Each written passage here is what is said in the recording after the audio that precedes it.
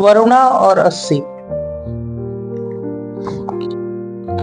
जिस डायरी में यह कहानी लिखी गई उसमें कहानी का आखिरी पन्ना अप्रैल महीने का है।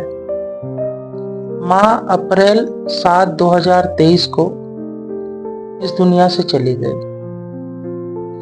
मेरे पास तमाम वजह थी कि मैं इस कहानी में वो सारा कुछ जोड़ दूं जो माँ ने नहीं लिखा था, पर कुछ बातें आधी अधूरी भी पूरी हो जाती हैं।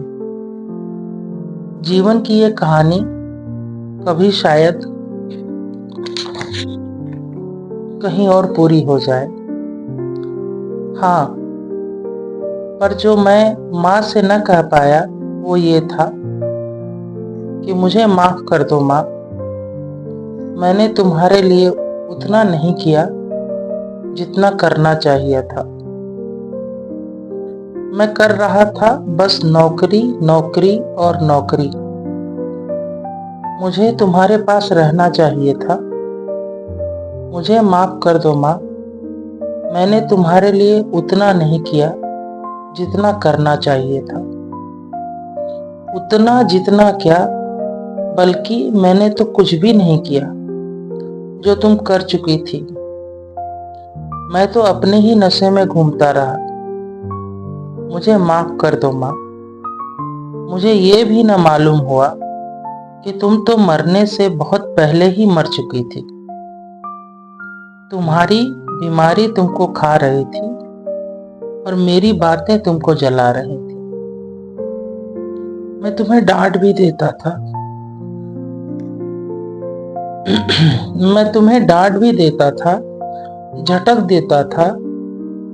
उस पाप की याद पीछा नहीं छोड़ती। जब मैं भूल गया था कि मैं तुम्हारा बेटा था, यहाँ तक बोल दिया था कि माँ तुम मर क्यों नहीं जाती हो, क्यों घिसट रही हो, क्यों मुक्ति नहीं पाती हो। मुझे माफ कर दो माँ।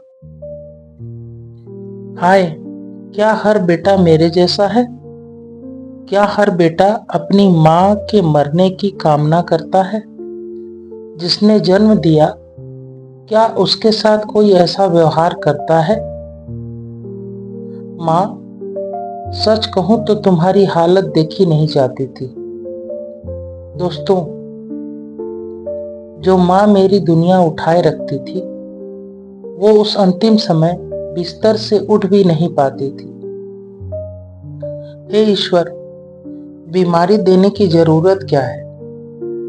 इंसान को ऐसे ही चलते फिरते उठा लो, और जो अस्पताल और डॉक्टरों के चढ़ावे से प्रसन्न हो तो हमसे उनसे दुगना लिखवा लो। हे ईश्वर, बीमारी देने की जरूरत क्या है? इंसान को ऐसे ही चलते फिरते उठा लो। मैं क्या कहूं कि माँ मेरी मरी गलत इलाज से या कि मेरे तिरस्कार से। सच तो ये है कि परिवार ही कम हो गया परिवार से।